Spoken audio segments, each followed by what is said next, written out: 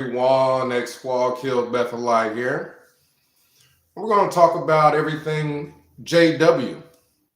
I hear that Jehovah's Witnesses are about to start going door to door in September. I don't know how true this is, but that's the rumor. The rumor is that they're about to go and start their aggressive recruitment, right? People complain about us, the good guys, right? They complain about the good guys, saying that, well, your activism is too aggressive. What you're doing is too aggressive. And oftentimes, what they are complaining is aggressive is a person going to what is supposed to be a public meeting. This is supposed to be a public meeting. For the longest time, they called it the public talk, right? And then after the public talk, what do they have? A watchtower discussion, right? These things are supposed to be public. These things are supposed to be a discussion, right? Why would you expect something like that to be so quiet that you could hear a church mouse, so to speak, right? So what they say is aggressive that we do is go to a public meeting where after the public talk, they have a watchtower discussion. For crying out loud, in every aisle in the building, they have people with microphones to amplify everybody's voice that wants to join in the discussion. They even ask questions from the stage to get everybody to talk. So if we go to this public meeting and a public watchtower discussion where everybody's speaking in microphones and we say, hey, and we bring up a topic or we stand up and we talk, all of a sudden it's aggressive activism. Well, what is it when Jehovah's Witnesses, come to your house,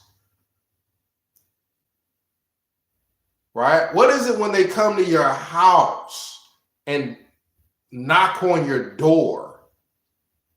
What is it when they call your phone asking you for field service time? And if you don't have the proper required amount of field service time, well, they're going to affect you socially. What is that? Is that aggressive? What happens if with Jehovah's Witnesses, somebody doesn't want to go to their church? Well, they get up on a platform and they broadcast the person's name to everybody.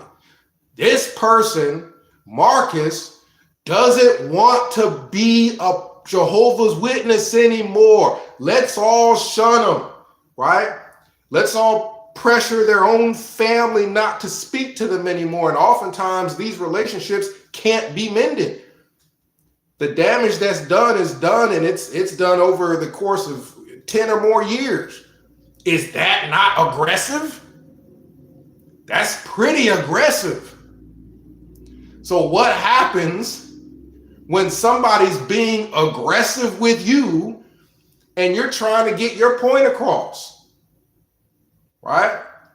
If I'm being aggressive with you, I'm loud, I'm aggressive, I'm coming from every angle, and this is how I'm being with you. Well, if you want to get a point across back to me, are you going to speak quietly?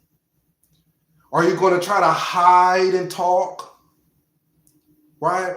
Or are you going to match the same energy, because if you don't, you'll never get a word in. You'll never get a point across. That's what I don't completely understand about the calling what we do aggressive, right? Because it puts us in a bad light.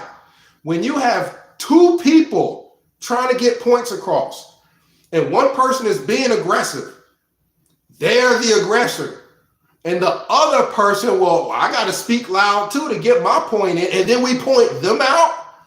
The second person, the person that's responding to the aggression, we call them aggressive. That doesn't make sense to me. I'm not saying there isn't a such thing as aggressive activism. I just don't agree with calling it aggressive just on our part. Just on our part. If we get up and we have an opinion, oh, we're aggressive. Oh, man, that's bad, right? But if Jehovah's Witnesses have an opinion, they can come to your front door with it.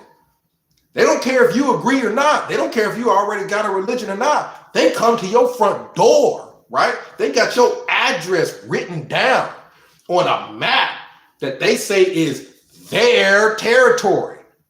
Jehovah's Witnesses call your house, your neighborhood, their territory, where they can go to anytime they want, bang on your door, and that's what they're talking about getting started in September. That's aggressive. That is what is aggressive. You can't even go to a park. Do you want to go to a park? Maybe take your dog to the dog park, go for a walk. You want to go to the grocery store?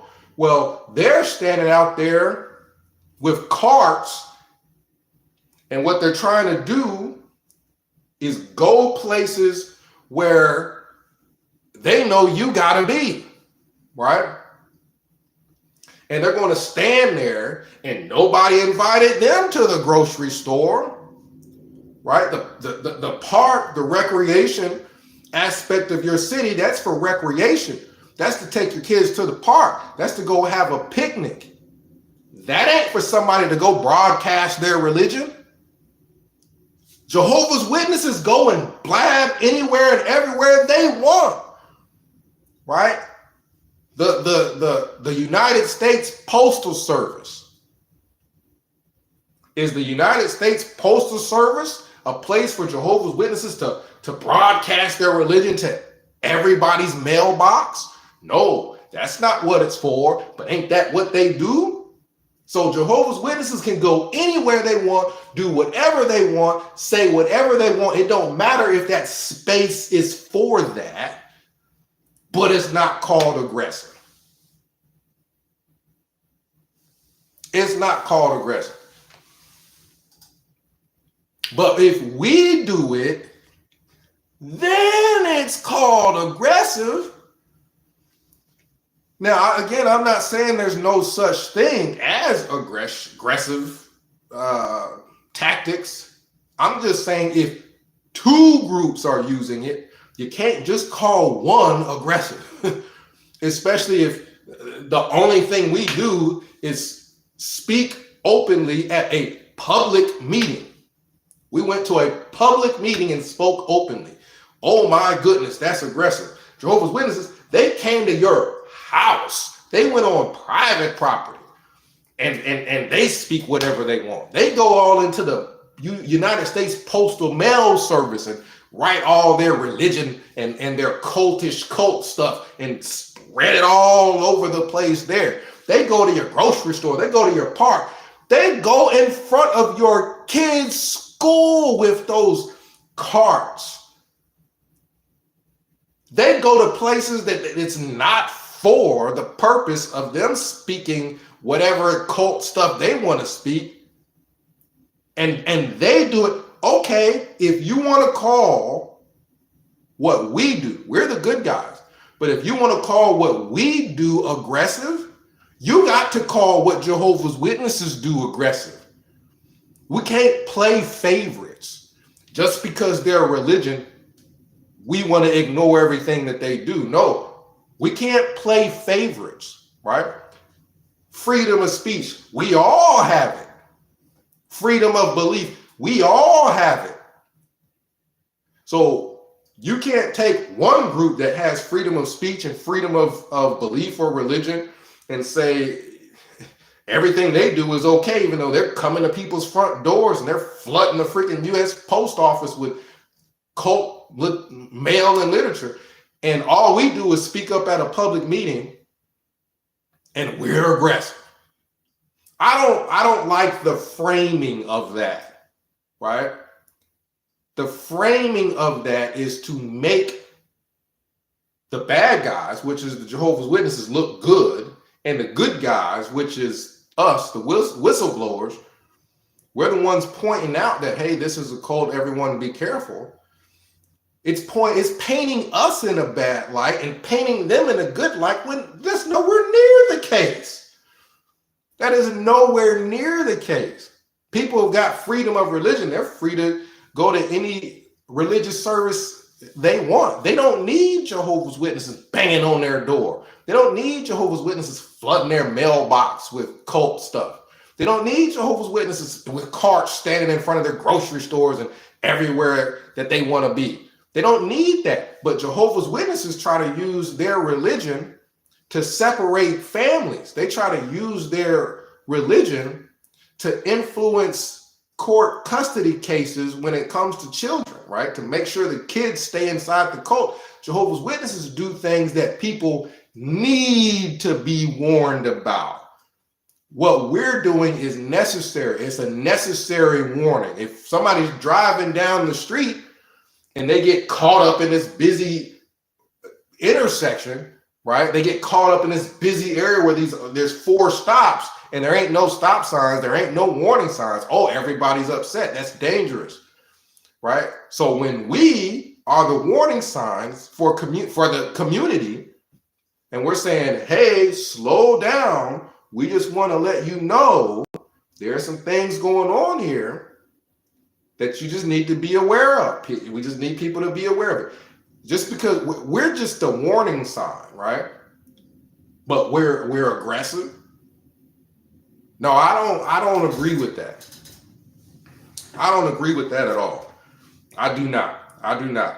So you may or may not agree with the tactic of going to a public meeting and not speaking the same way as all the cult members do. That's okay. Nobody has to do that. Nobody's obligated to do that at all, right? But the thing is that I don't agree with is painting us as aggressive, painting us as the aggressor, when it's the Jehovah's Witnesses, right, that are breaking up our families. It's the Jehovah's Witnesses that are getting up on stages and speaking our names in microphones so no one speaks to us, right?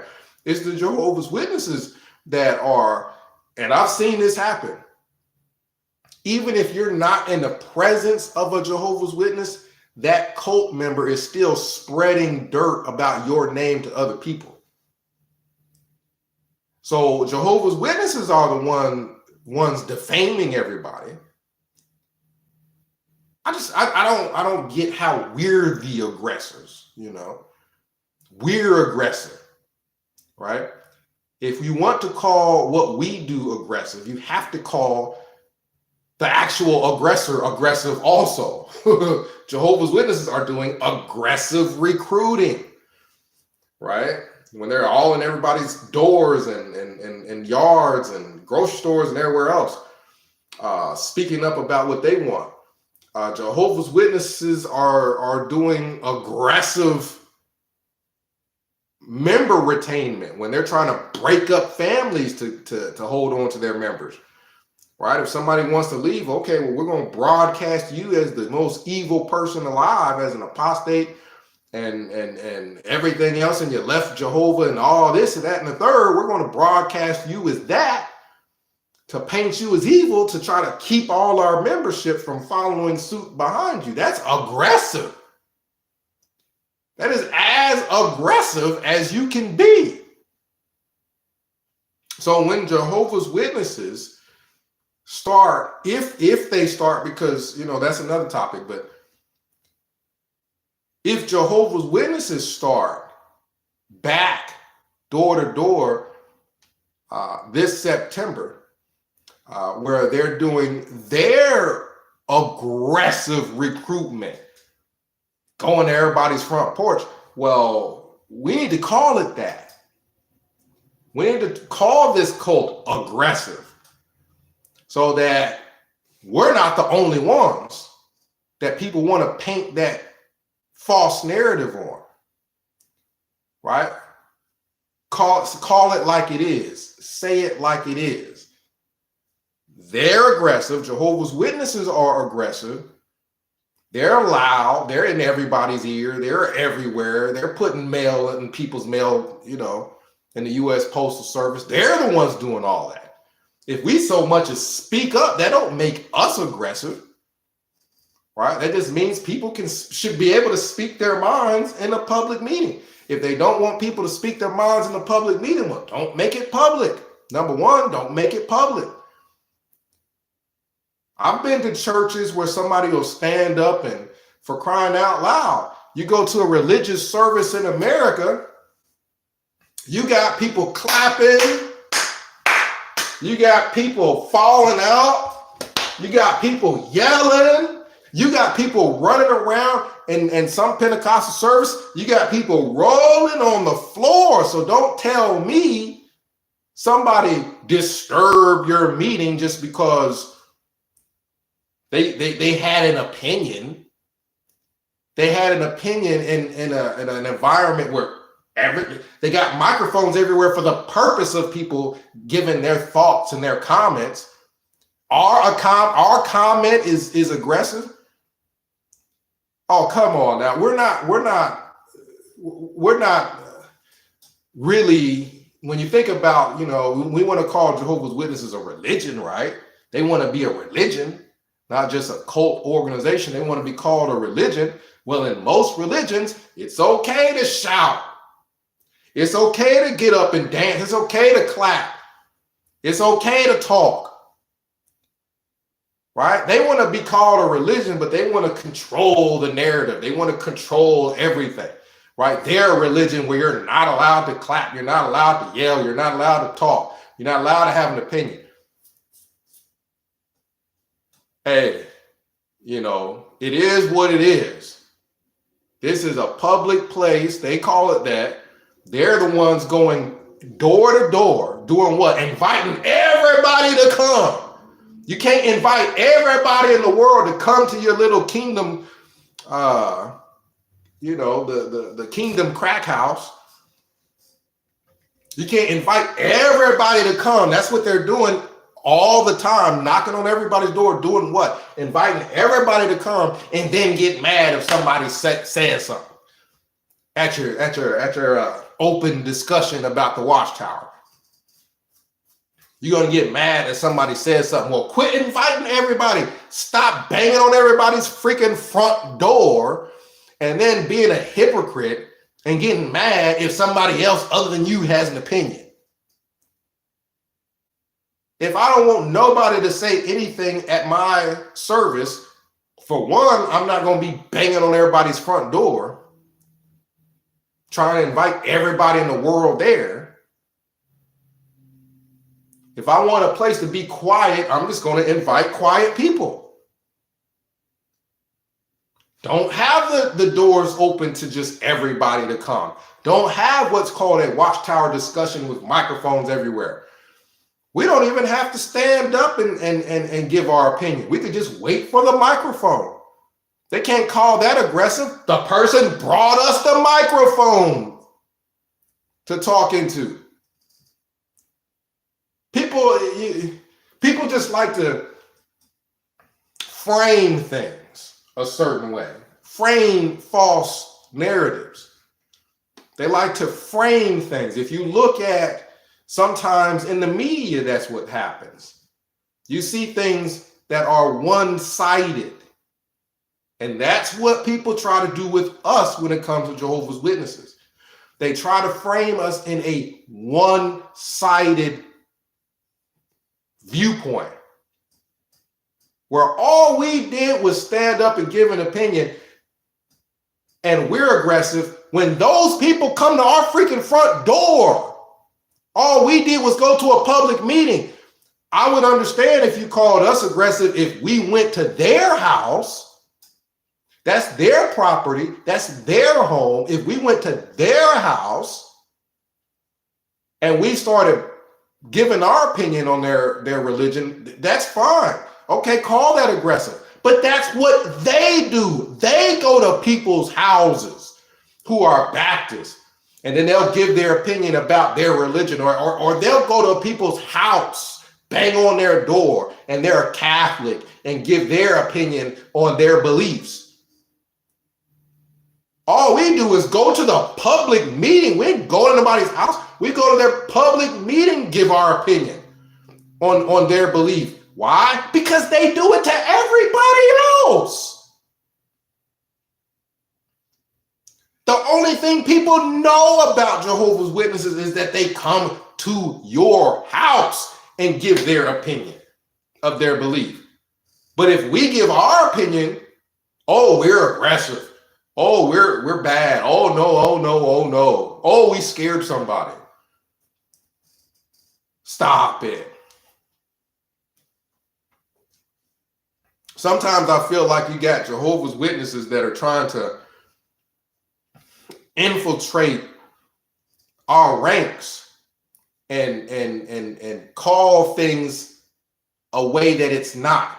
Like it makes me feel like a Jehovah's Witness tried to infiltrate us and call what we do aggressive, while at the same time not calling what the cult of Jehovah's Witnesses do aggressive.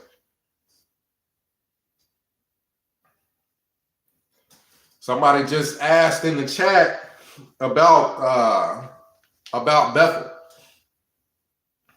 and they're asking about how long was the Bethel lunch. Now I don't. It's been a long time since I've been at Bethel. I don't remember exactly how long it was. That's morning worship. That's shorter. If I remember correctly, morning worship is what's shorter. Morning worship is where, you try to have some breakfast, but you got to listen to the daily text and listen to everybody's comments to the text and listen to the little mini talk that they want to give on the text. And then after that, you better hurry up and eat. You better hurry up and eat because you got to go to work. So you better hurry up and eat. Now that I remember rushing to eat. I'm telling you, for lunch, on the other hand, the problem I had with lunch is, hey, Asher, the one bun. So the problem I have with lunch is, if you're going to tell everybody, come work here for free, but what we're going to do is provide room and board that includes meals. If you're going to broadcast that to millions of people, send your kids here, we're going to provide room, board, meals. Well, then prepare a meal. You don't get to prepare a meal sometimes. We come down to the lunchroom for fried chicken day, and you ain't got enough fried chicken? Excuse me, I don't care if you got corn with it. I don't care if you got mashed potatoes with it. I want more than one piece of chicken, number one. I'll tell you what, I want more than 2 pieces of chicken. If you can't provide more than 2 pieces of chicken, don't go around telling everybody, come work for us for free, we'll provide the meals. Because you did not follow through on your end of the bargain. People think it's funny that you work all day. You start your day early in the morning with a skimpy breakfast. some Kashi cereal. So I start my day with my jaw muscles hurting from chewing on that non-stop chewy Kashi cereal. My goodness, you couldn't leave that stuff in the milk long enough for it to get soft. It seemed like that stuff never got soft. You leave it in the milk and then you try to chew it and you're chewing, and I kid you not, I start my work day with my jaws hurting from chewing on that dadgum cereal. And then you mean to tell me, after eating that skimpy breakfast, no, where's the eggs? Where's the sausage? Where's the bacon?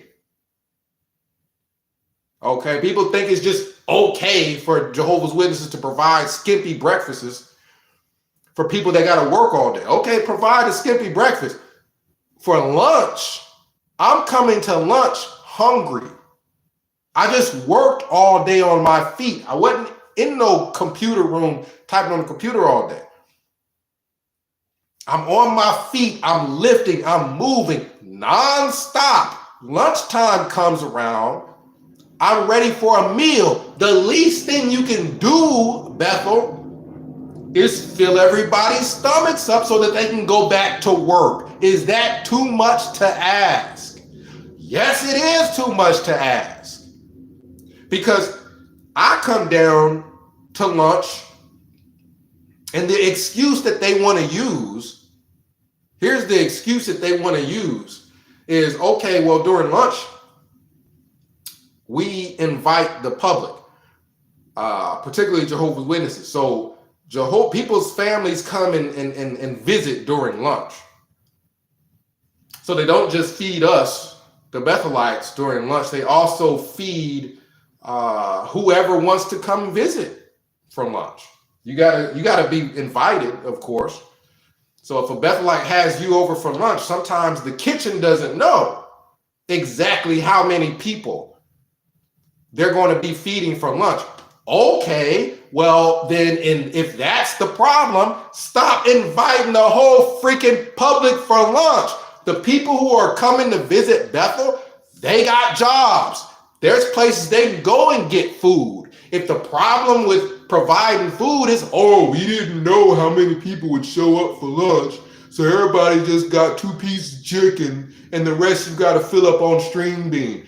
That's not going to fly, because you're the ones inviting them for lunch. So make enough food for everybody. You're the one taking all their donation money. You're taking money for everybody. You mean to tell me, yeah, you can't have enough chicken? Chicken is not even expensive. Chicken is not even expensive. So that's my problem with Bethel, is don't tell people we're going to provide for you if you come and work for us for free, and don't do it. There should never be a time when a person is hungry, because they should have breakfast, lunch, and dinner. And most people in America, most people also have snacks. If you're going to say you're going to either pay people or provide the things that you said you're going to provide. Bethel is not a paradise if they don't have enough fried chicken for everybody. That's not paradise. That's not the closest thing to heaven. That's the closest thing to hell. I worked in the warehouse where we had to store all the food for the rest of the Bethel family. So that means you got different coolers at different temperatures. You have to keep things at different temperatures, including freezer. Now, with hot sauce, I don't remember ever being provided hot sauce. So imagine this. I think it was like on Thursdays, if I remember correctly, or Fridays, somewhere around there. Wednesdays, Thursdays, Fridays, somewhere around there. That day of the week, we were working in a freezer. I'm talking a giant freezer the size of where you can drive a forklift in it, because it kept all the frozen goods for all of Bethel. So you're working in that all day. By the time we finally get done getting all this stuff put on pallets, getting ready to get it shipped out to all the different facilities at Bethel, you finally come out from working in that freezer. Your freaking eyelids you got freaking icicles on your eyelids. Your face mask, we had little face masks we pull on. You had icicles forming right where your mouth is, where you're breathing because of the moisture. It's so cold in there. So when you finally get down to lunch, is it hard to imagine that a person is hungry? Is it a sin to be hungry at lunch? So I go down and I sit at the table. Everybody's polite. Politely wait for the waiter to sack the chicken on the side of the table. Politely wait for the table head to start passing the food. The food starts getting passed around the table. By the time it comes to you, you're getting the last pieces of chicken. If you sit at the wrong side, if you sit on the left side, the table head starts passing the food to the right, you already aren't going to have the choicest pieces of chicken, because the choicest pieces of chicken are going to go to the people who are sitting where the table head starts passing the food, which is most likely where his buddies are. So you already aren't getting the choicest piece of chicken. Okay, well then send the dish back out so that they can put more chicken in it, and this time pass to the left side. Technically, that's not what they do. They just sit it in the middle. At that point, it's a free-for-all, you know. But you mean to tell me the bowl goes around one time, and then after that, the waiter comes through, we don't have any more chicken. Yes, your lion behind does have chicken. Y'all are probably keeping it for the freaking waiters. The waiters and cooks are probably setting chicken aside so that they can eat it with their friends. So don't tell me that Bethel is this paradise and Bethel is this, it's the closest thing to heaven and Bethel is this and that. That's a lie. That's a lie. The room and board Bethel may provide, it may be in a room with two other men. You may be in a room stuck in this little itty bitty room with two other people. And all three of y'all are trying to find a spot on the floor to sleep on. That's the room and board. The meals are when you get what you can get before we run out is what the meals are. So yeah, that's the problem. It wasn't the time that we had to eat. Because after lunch was over, shoot, you can have your Tupperware and go and grab whatever you want and put it in the Tupperware. The problem is there half the time there wasn't any, the good part of the meal wasn't left. Wasn't none left. So Bethel needs to stop trying to impress people, impress guests, and do what they said they're going to do. Feed the Bethelites. Feed the people that are going to be there working. Don't try to feed everybody that's freaking there visiting. They should have just took the arrangement away if you can't afford enough chicken. So that's a good question. That was a very good question that somebody asked, was how long all the meals were and whatnot. I'm telling you, like, it's even dinner time, especially dinner time, you're just chilling at dinner. But it's not that I remember the time being a problem. I remember the meal being a problem. Freaking salad with garbanzo beans at dinner time. Or they just mix some freaking pasta together. Like, this stuff is light. That's not going to fill you up. You've been working all day. That stuff is light. Light breakfast, light dinner, and then lunch, which is supposed to be the main meal. Got to keep everybody running throughout the rest of the day. Well, they ran out of chicken. I don't want to hear that.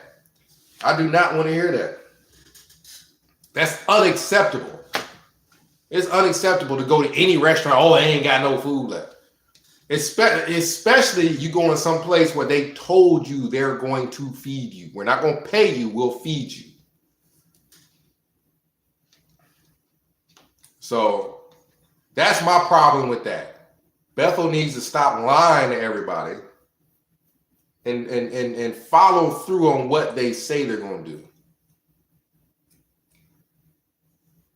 You look at Samuel Hurd, you look at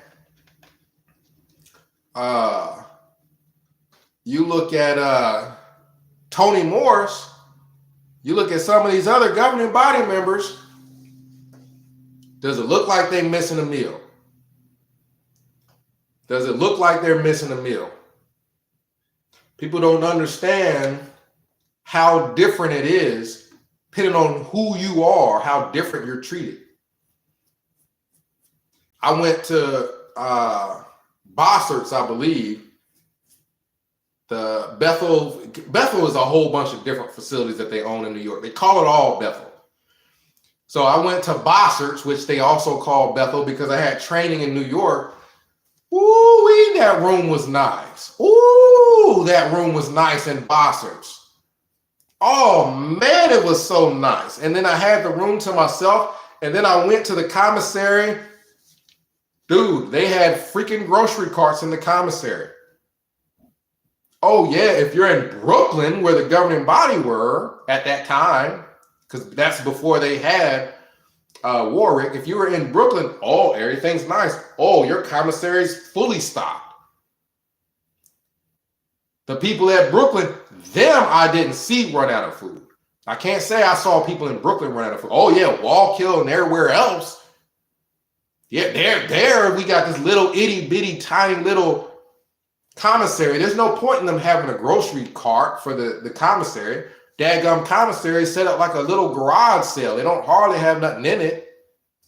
All the exotic fruits and things like that would come in that people had to, we had to purchase that.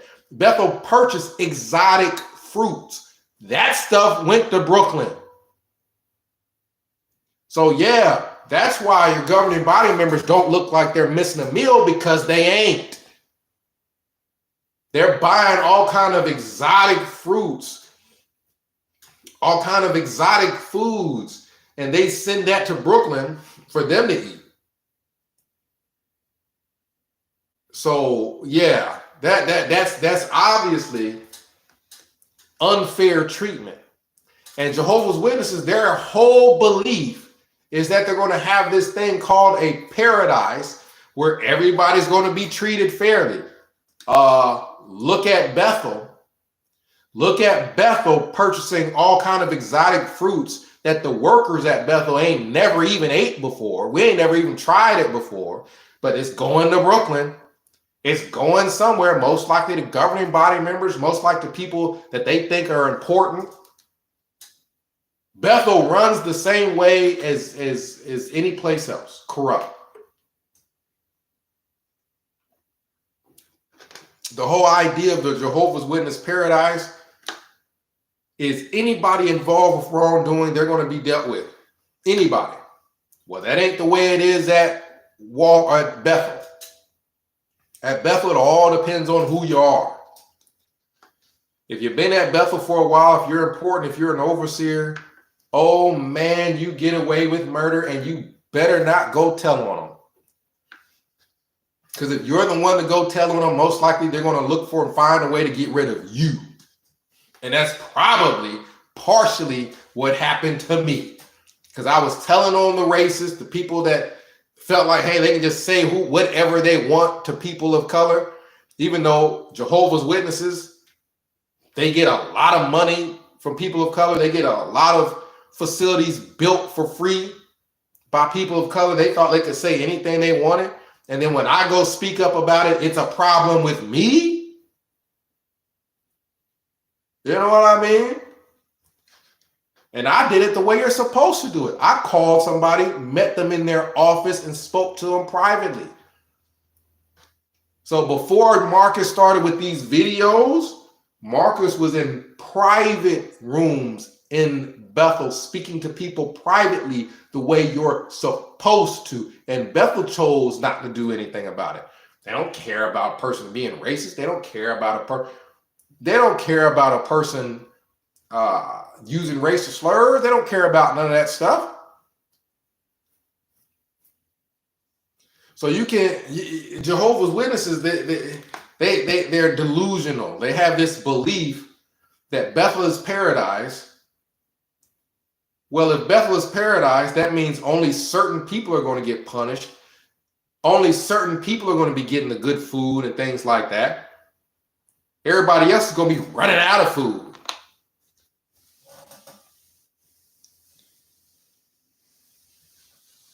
Somebody asked about did I ever try whiskey or wine tasting at Bethel?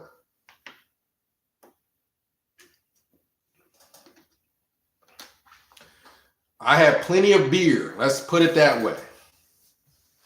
Bethel refrigerators, especially people that have been there for a while, plenty of beer. Okay, walking down the hallways, what do you see people carrying into their rooms? Cases of beer. So what you saw Tony Morris do,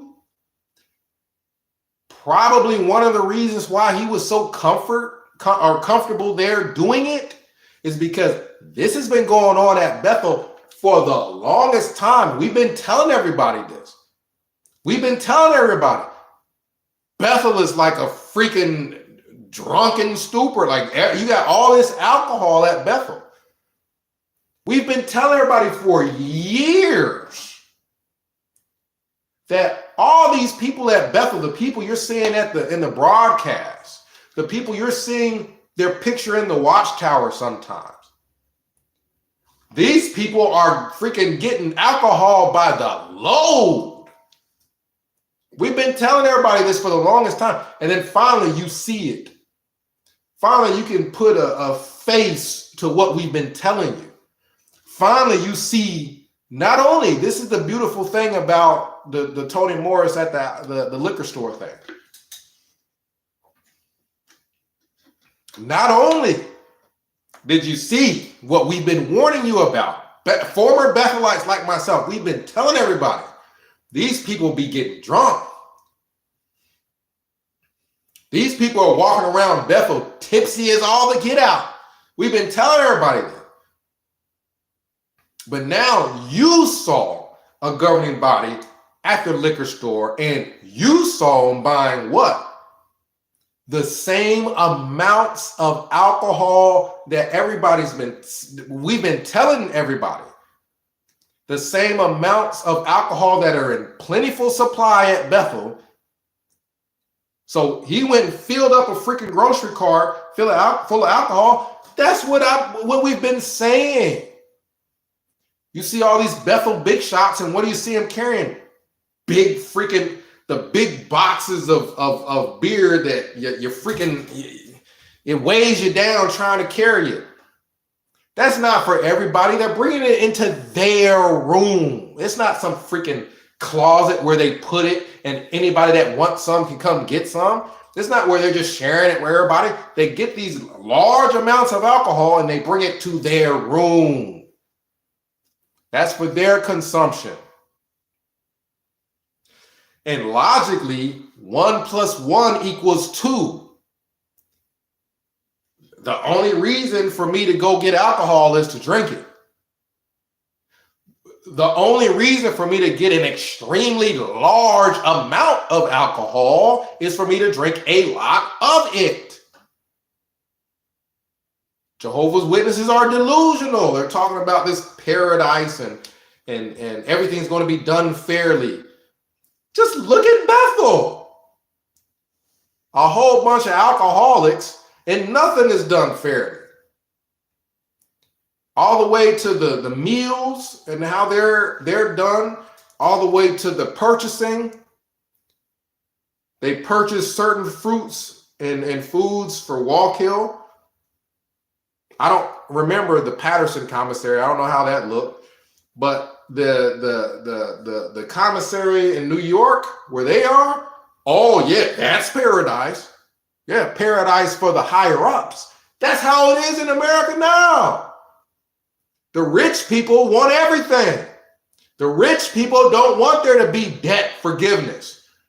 The rich people don't mind sending billions of dollars all over everywhere for wars and whatnot. That's okay. But debt forgiveness, oh my goodness, where the money gonna come from? Oh my, that's how Bethel is. All the exotic fruits and foods in the world, we saw them because it came to our warehouse off the truck before it got sent to Brooklyn. So we saw all this, wow, like what the heck is this stuff? I don't even know what it is. Whatever it is, they're sending it to Brooklyn. So yeah, all the exotic foods and fruits, if that's what paradise is, then they had to change the pictures in the magazines. And the pictures, everybody's got whatever kind of fruit they want. No, it'll just be the higher ups. Whoever's considered the higher ups, they're going to be getting all the good fruits. Everybody else going whatever is left. So alcohol at Bethel is in plentiful supply. No one can deny this at this point because we've been telling everybody that. Eyewitnesses have been telling people that, like myself. Eyewitnesses have been telling people this. All these people wandering around drunk at Bethel, and that's where everybody's getting their spiritual food from. You wonder why Jehovah's Witnesses have got to change their teachings ever so many years? Because they were drunk when they came up with the teaching to begin with.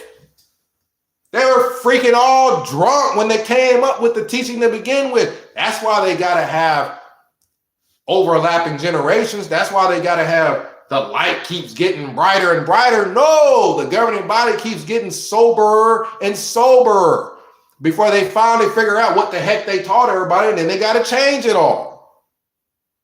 That's what actually goes on. That's what's really happening. That's the truth. They keep wanting to call this religion the truth. Well, then let's tell the truth then. Bethel is full of alcohol. And if a Jehovah's Witness wants to say it's not true, show them the video of the freaking governing body member getting not one, not two, not three bottles of alcohol, large amounts, just like we've been telling them. Right? Isn't that a belief that people have? That eventually everything comes to light? Well, when it comes to light, Jehovah's Witnesses like to ignore it. When it comes to light, that, yeah, Bethel is full of alcohol. Yeah, our leaders, the people that are telling us babies are the enemies of God, these people are half drunk doing it. We've been telling people this for the longest time. And then when they see a video, somebody actually puts out a video, then they don't want to believe it. Then they, oh, well, it's okay for them to get alcohol. It's not okay for them to get drunk. And there ain't no reason for them to freaking back up the freaking Brinks truck full of alcohol unless it's to drink a lot of it. And everything makes sense at that point. The teachings that keep changing all the time, waffling all over the place with the teachings. It makes sense when you think about the amount of alcohol that's at freaking Bethel.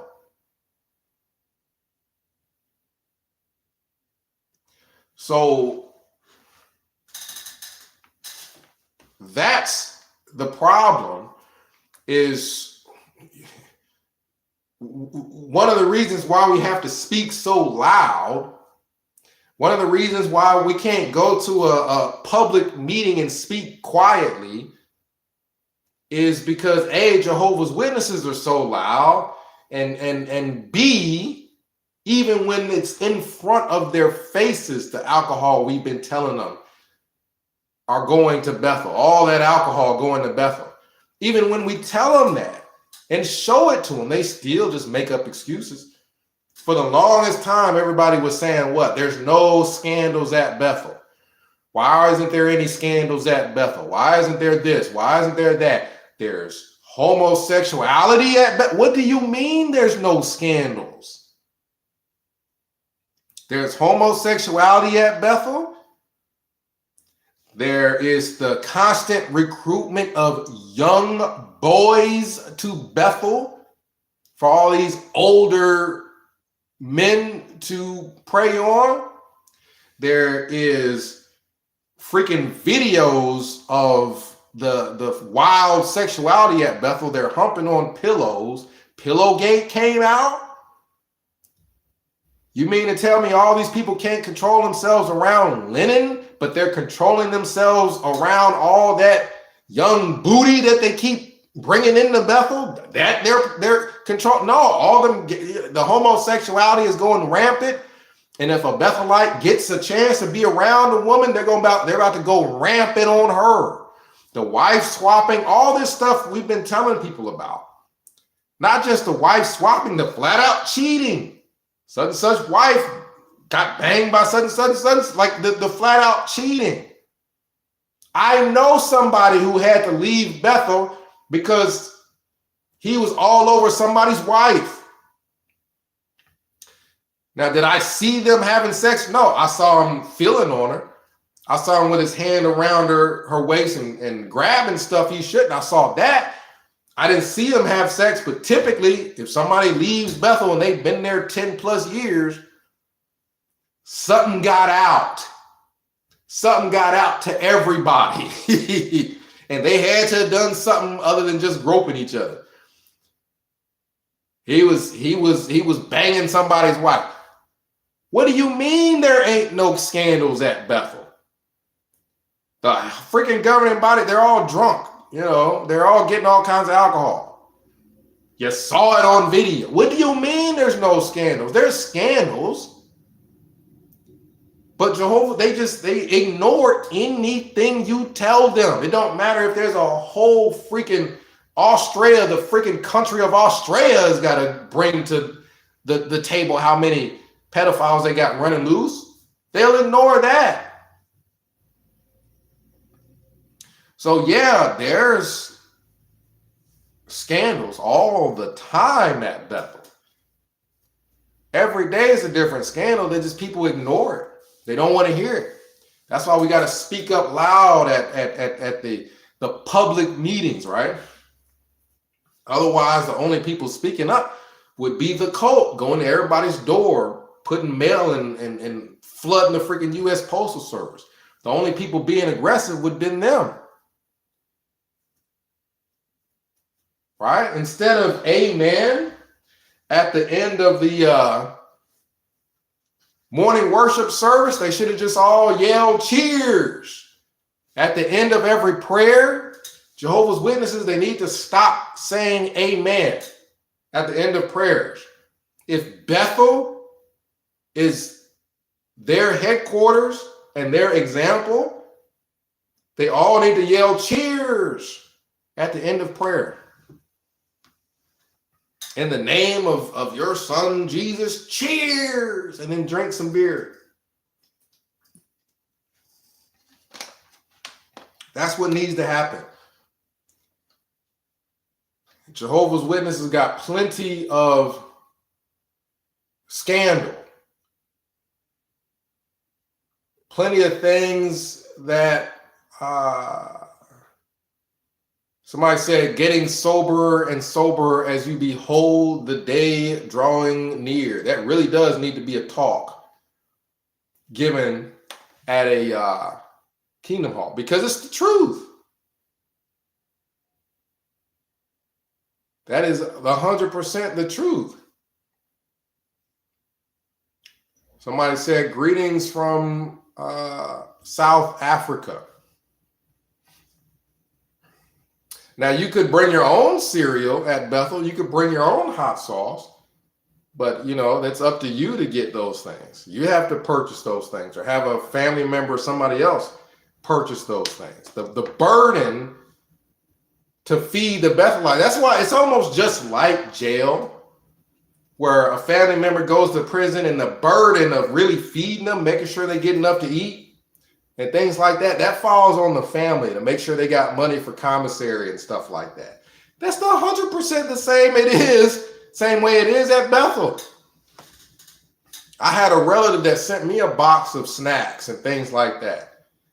If I wanted snacks, I had to get that from hopefully a relative or somebody. You know, so that's the truth of the matter. Bethel is, people say Bethel is somewhat like prison. It's 100% the truth. It's 100% the truth. And all those rooms do look similar. You know what I mean? So I remember when I went to the wrong bathroom, like, you know, everybody thought that was funny when I went to the wrong bathroom, but those things happen. Those are things that happen at Bethel. Those are the things that aren't in the magazine. Such and such was in the wrong bathroom blowing it up, and that's not in the Watchtower. That ain't in the Awake magazine. The real life at Bethel, that ain't in a magazine.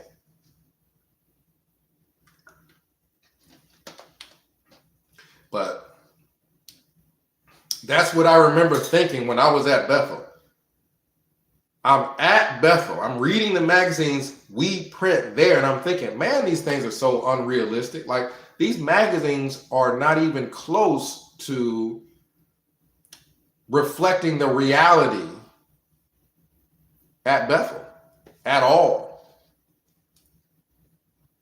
So again, you know, Marcus started off doing everything the right way according to Jehovah's Witnesses. Jehovah's Witnesses can't even complain that I do videos. I want to hear a Jehovah's Witness complain and say, well, why do you do videos? Because I started off speaking privately at Bethel to the right people, overseers. I wasn't just spreading stuff around at Bethel. I went to the right people. I went to overseers and told them about the things that were going on. I went to people who had been at Bethel for I don't know how many years, and they were telling me to come to their office and talk to them, and I told them about what was going on, and what they do? Absolutely nothing. Right? So I already tried doing it the way you're supposed to do it. Now let's bring everything out onto the table. Right? Now let's be honest about everything. Right? Let's have the people who actually worked at Bethel tell how Bethel was. Right? We tried keeping everything in-house. That don't work because they pick and choose who they decide they want to do something to. Right? They So keeping stuff in-house don't work. Let's bring it outside of Bethel.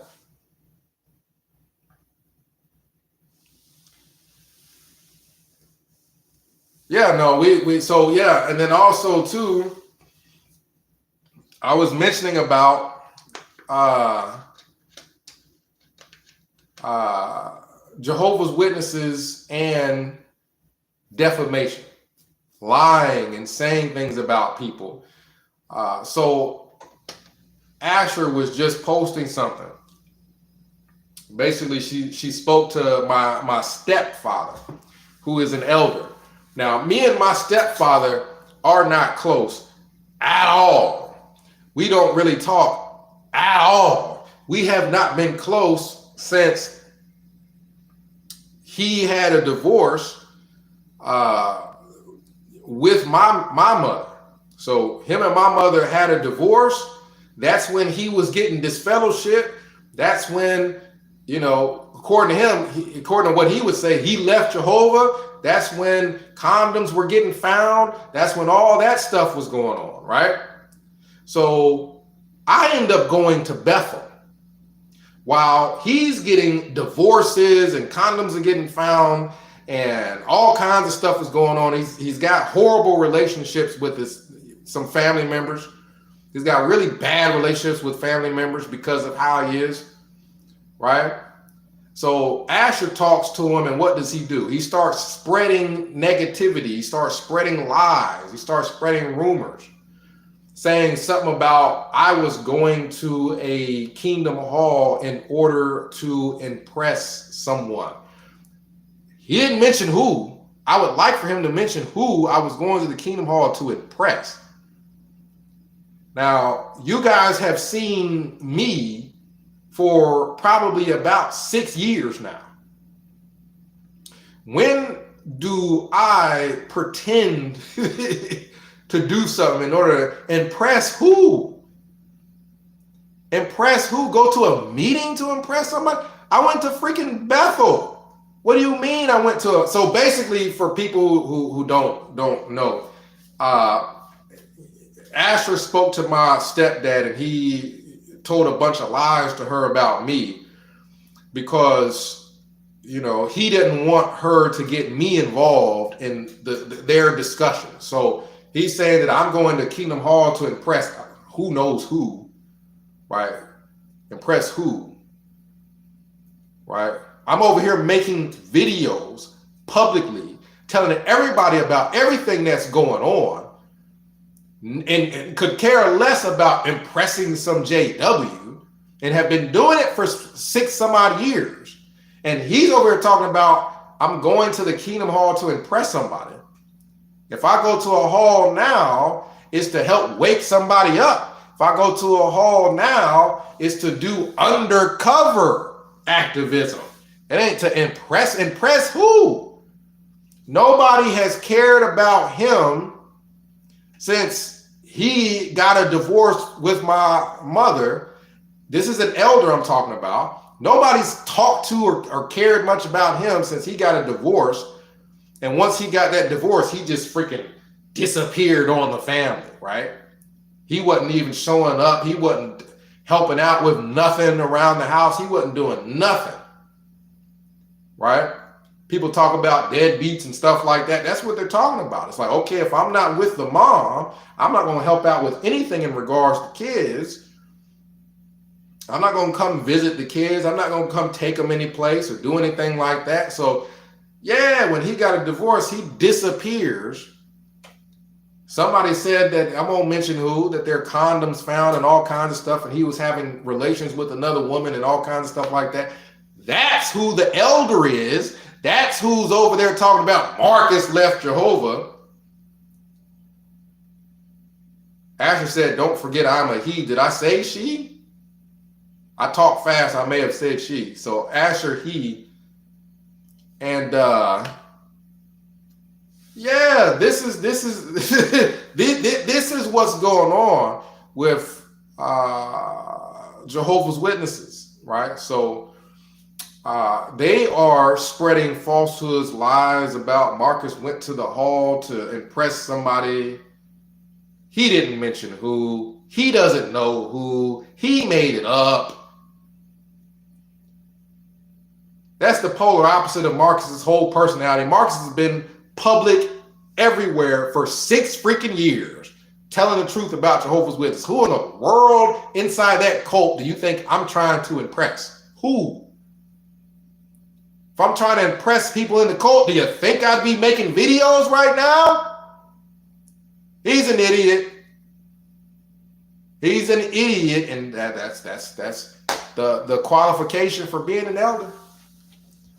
Is you done been through I don't know how many divorces because you can't keep it in your pants, and you want to talk about everybody else but yourself.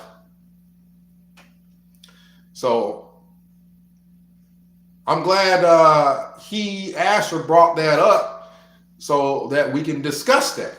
We can be open about that. Let's talk openly. Who's the one that went through divorces? Who's the one that, from my understanding, was cheating on people? Right? Who's the one that pretty much abandoned his family at some point? It's him, my stepdad, right? Who's the one that went to Bethel? Who's the one that did not have a whole bunch of divorces? Who's the one that don't got kids with other baby mamas You know what I mean? Who's the one that that's me, right? But I'm the one trying to impress somebody. Who's the one speaking the truth right now? Me, right? I'm the one trying to impress somebody. Who am I trying to impress? He's the one that's trying to put on airs and impress people, pretend he wasn't just a freaking, just like anybody else's baby daddy that didn't want to show up and take the kids nowhere and stuff like that. So yeah, we're gonna start. I took a little bit of a break.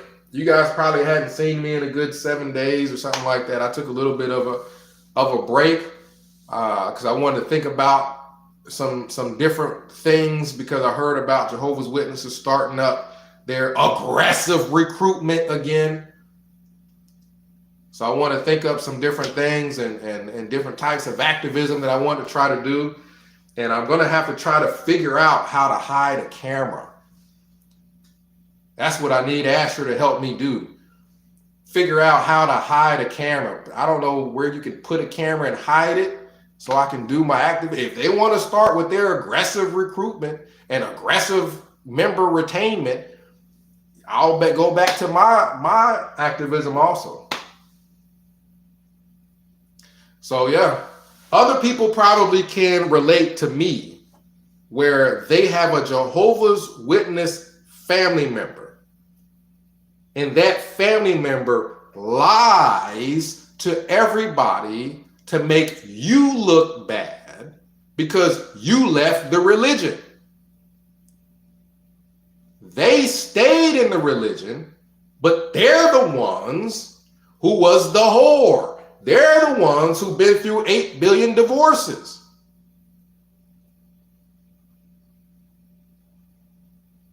Somebody said they make camera glasses, and I need to get a pair of them, because even if the glasses look odd, Jehovah's Witnesses aren't the brightest people in the world, so they won't figure it out. So I need to get some of those. XJW uses secret camera pen. Want some James Bond stuff? Yeah, I want some James Bond stuff too. I'm gonna look for a camera pen. Somebody said, yep, camera glasses, camera pens, buttons, necklace, pins, etc. Me and Asher need to have a meetup. But yeah, let's go live. Asher, if you still talking to my stepdad, tell him, let's go live. Let's have this discussion live in front of everybody. Let's bring it all out on the table. That's what we need to do. I want him to tell me who in the world I'm trying to impress. That's a Jehovah's Witness. I'm doing the opposite. Tell me who I'm trying to impress, right? And then tell us about all these divorces you done had and how you feel like you're in God's good graces and Marcus is not. When you're the one that had I don't know how many divorces. I think 2 divorces. If you had one, okay. But if you got 2 divorces, you on your 3rd family because you done had 2 divorces, miss me with the judgment. You ain't in no position to judge nobody. So shut up about Marcus Nick. Basically, you all know how it is when you got Jehovah's Witness relatives, because Jehovah's Witnesses will lie in a heartbeat. They are a bunch of liars. They will lie in a heartbeat. So again, how is what we do aggressive? When the Jehovah's Witnesses, they're the ones going around spreading lies. We're not lying. We're telling the truth. Jehovah's Witnesses are spreading lies.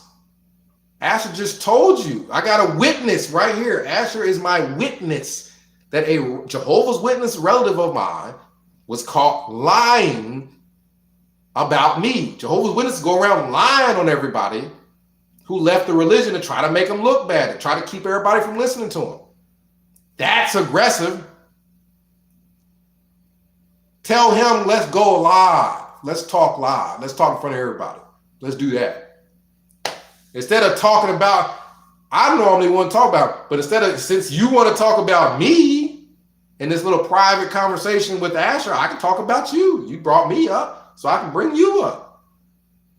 Let's talk about all those women I grew up seeing you alone with because you were an elder and you felt like you could just be alone with all these women. Let's talk about that.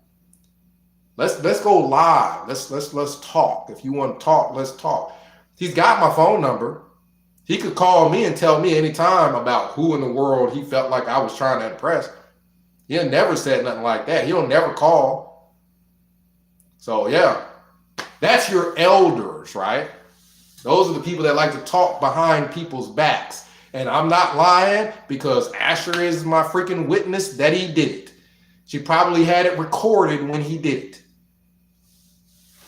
So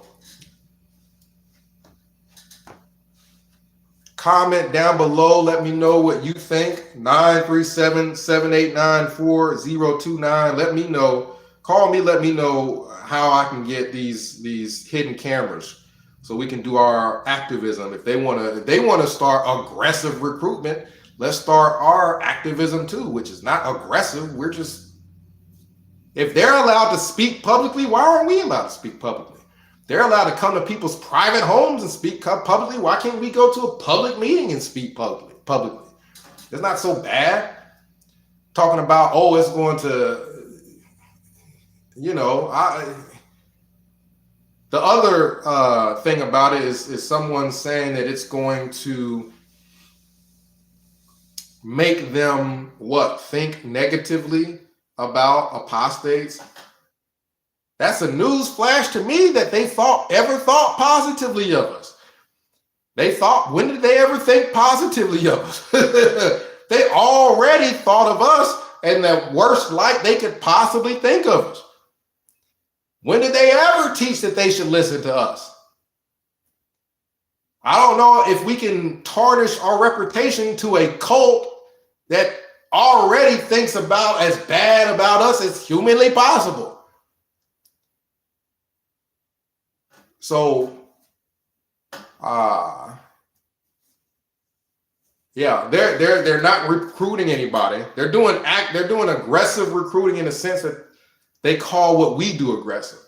So they're going to people's houses. That's aggressive. Ain't nobody listening to them though. People aren't joining it. So 937-789-4029. We'll discuss it. That's a phone number. X-Wall Kill Bethelite signing out.